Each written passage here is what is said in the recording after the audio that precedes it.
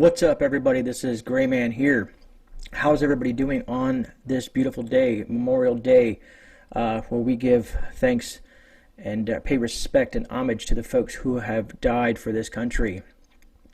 Hopefully you guys are spending time with family, also in the remembrance of your loved ones that may have served. That being said, on today's topic, we're going to talk about the 10 essential items that you should have in your car. And the reason I'm doing this is I've had a lot of people ask me out in like I said, my shop. It's come up in conversation. Excuse me. In regards to what about this and what about that, and I'm going to add a couple bonus things in there as well. Now, so this list that I'm going to go over, the 10 essential items that you should have in your car. This does not include, let's say, your get-home bag. Okay, so I know some folks maybe like, a lot of people are going to add to this list, which is great. I love when people add to this. I'm just thinking at least 10 items that you should at least have in there for all types of emergencies outside of your get-home bag, which is something that I keep in my vehicle at all times and everywhere I go. So let's kind of go ahead and dive into this and jump into my list and see what you guys think. Now, if you get any value out of this video, please give it a thumbs up and go ahead and make sure that you are subscribed. And if you find that someone else could use this video, share it with them. Let people know. Let's get this message out. Let's get this information out. I think it'd be very beneficial to folks to see this type of content. All right. So that being said, I think I went through the whole spiel, right? Anyways, guys. All right. So let's do this. Number one, jumper cables. Jumper cables, I think, should be in everyone's car. Now, if you have the spare money, also what I would suggest is a jump box. That way you're not dependent on anybody. But jumper cables are nice to have. And the reason I being, let's say if you have an issue with your car, or if you break down, you can ask someone for a jump if that is available. But depending on the situation, you get what I'm saying? I'm not talking about full shift, because then, you don't really have that option with certain scenarios. Anyways.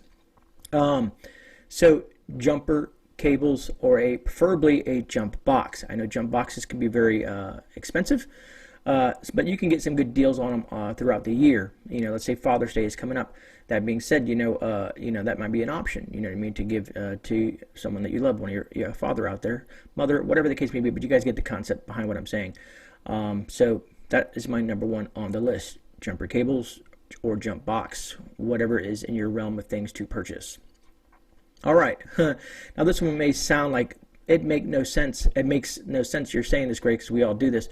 But having a spare tire. So number two is having a spare tire. And the reason I say this is because a lot of newer vehicles out there, unless you get some sort of package, do not come with a spare tire. Lady Gray, she works at one of her jobs is working at a dealership, and I've been amazed that a lot of these new vehicles that you pay $40,000 or $50,000+ for do not come with a spare tire. It is an added option. They make the assumption that you're going to get roadside assistance, or your insurance is going to give you roadside assistance or something like that. Don't depend on the system. Have a spare tire, and make sure with the spare tire, check it frequently. Make sure that it is inflated. Make sure it's in good condition. Make sure it's the right one for your vehicle. All right. Number three, have a phone charger. Some people will grab their phone. Some people do not. I know some people say, well, everybody has cables in their car. Some don't. I've had a situation just last week that someone said, hey, do you have a spare charger? I'm going somewhere. Could I borrow one of yours? And I was like, you don't have a charger in your car? Like, no, I left that at home. Maybe they have one that they take from inside the car to their home, and one from their home into the inside of their car. So having a phone charger. Now, I'm going to take this a step up. I would suggest is having a battery bank. And what I mean by battery bank is the bricks. And to even go further with that, I would suggest a solar power bank. That would really give you an edge. So number three, having a phone charger, being at the cord, being a power bank, or being preferably a solar power bank. To me, that would be the optimal situation and optimal tool to have in your vehicle. All right, where are we at? Number four, first aid kit. And first aid kits can go from a from all different types of realms of things. What I mean, you can have these small, boo-boo kits to a full-size first aid kit in your vehicle, depending on what you feel is comfortable for you and what you can afford financially. Me personally, I have a first aid kit for, nicks, scratches, bumps, and bruises and stuff like that, but I also have an IFAC, an individual first aid kit in my car for trauma. It just can come in very handy. So having a first aid kit of some sort in your vehicle is very valuable and a big asset. I just think it's better to have it than not to have it. Let's say you're on a road trip and one of the kids just get a little nick or scratch or bump, having something to soothe that child, being it a Band-Aid, a Snoopy Band-Aid, or whatever the case may be, just to make things a lot better. And it's just good to be prepared. All right, so this one is going to be a little tricky, and what I mean by this one, where are we at? Let me see. I've got I lose my train of thought sometimes. 1, 2, 3, 4, and number 5. Number 5, water and perishable food. So some folks are going to ask, what do you mean water? Because you can keep water in your car. A lot of people use plastic bottles. Think about the amount of heat if you store something in your car that can apply to that plastic, and the chemicals that can leach in to that plastic bottle. But if it's all you have, I understand it. I guess water is better than having some water is better than having no water. But what I would suggest is you have a stainless steel container, something that you can keep, in the back of your vehicle. And what I suggest with most of this stuff is if you have a special spot for stuff, some sort of compartment, where it's dark, and as cool as it possibly can be, not in direct sunlight, but having a stainless steel container to store water in. Depending on the size, I would suggest at least a couple liters of water, maybe even a gallon of water. And I know you're saying stainless steel, but you can have multiple stainless steel containers. I know they come in liters and 2 liters. No, the biggest one I think I've seen is 2 liters. Anyways, that being said, water is essential to survival. So having spare water in your vehicle is very, very important. And non-perishable foods. Now, you can put canned goods. Let's say you have a couple canned goods, but there's also emergency foods that you can throw in there. Let's, for instance, say MREs. If you have access to MREs, or if you have an MRE, you can store that in your vehicle somewhere. MREs are used in the battlefield, so they are tested for all different types of temps and things like that. Don't take my word for it, but you can Google this information or ask a vet or someone out there in regards to MREs. They are very nutrient dense. It's nothing that you should be consuming on a daily basis, but it comes in handy for emergency purposes. If you have hardtack, if you have some, let's say nutrient bars, protein bars, things like that, non-perishable that you can store in a vehicle, and then kind of rotate the stuff. I always say once a month, check your stuff to make sure it's in good condition so that you are never caught off guard.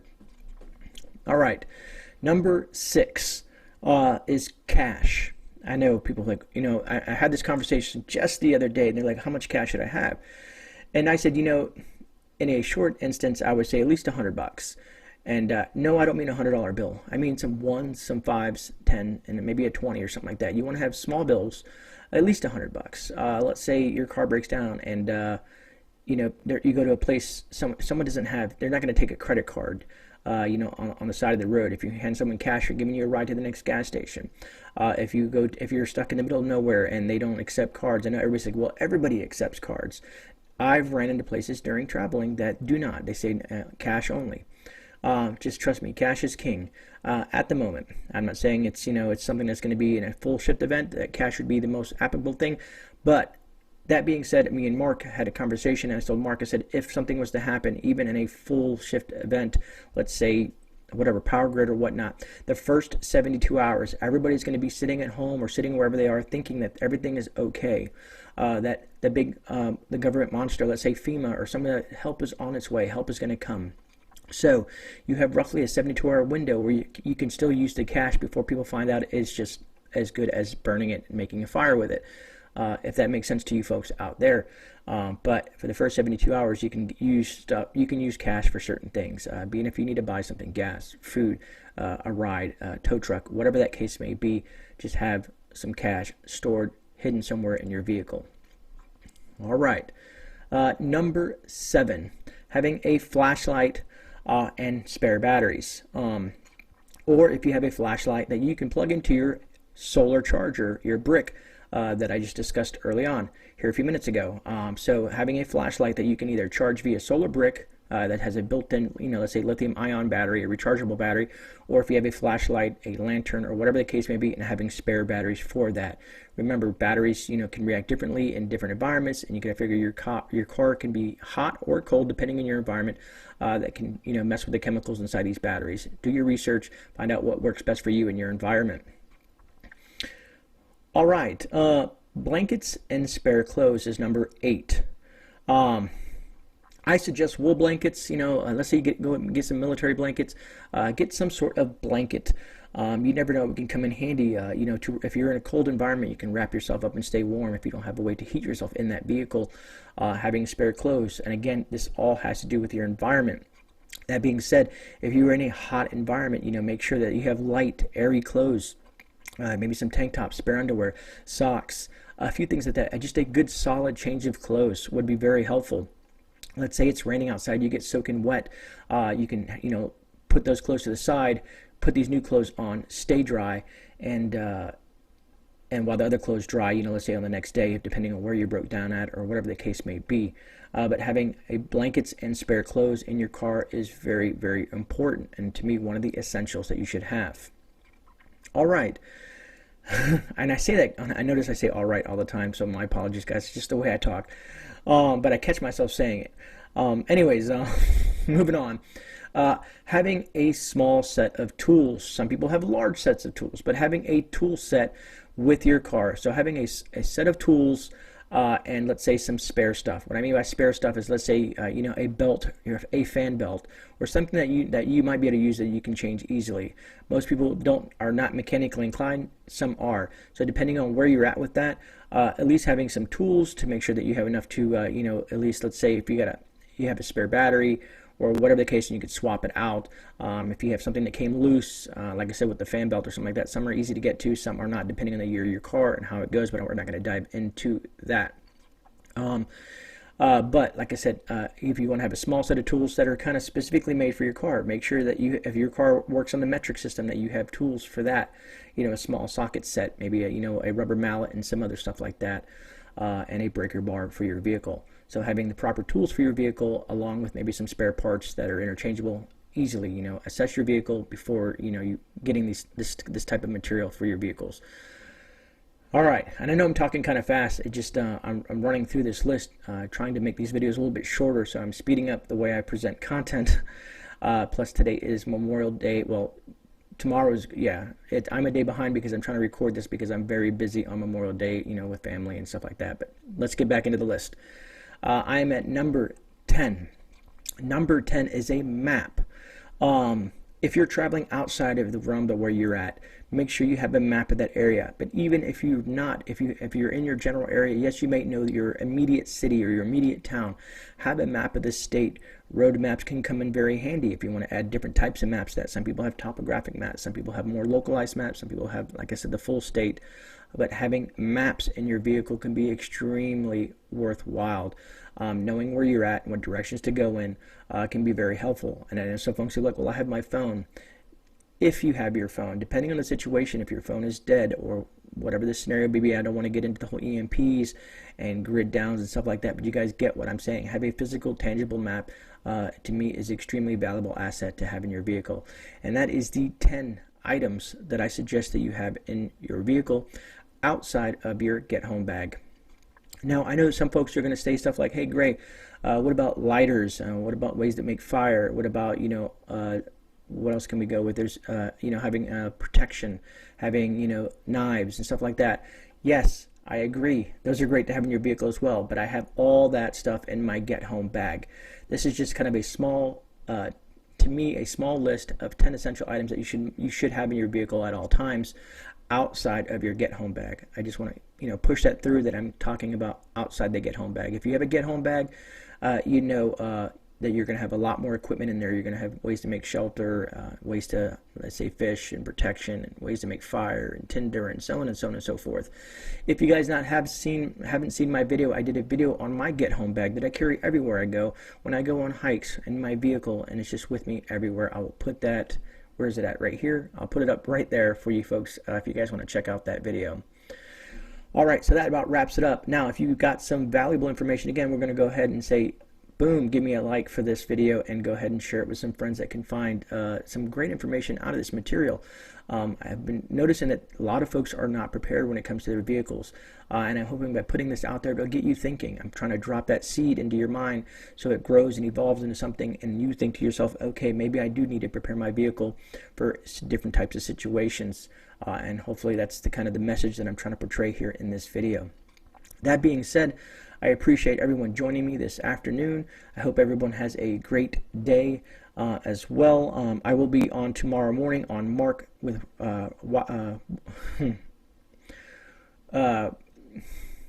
yes, Rolling Homestead tomorrow at 11 a.m. Eastern Standard Time on his channel.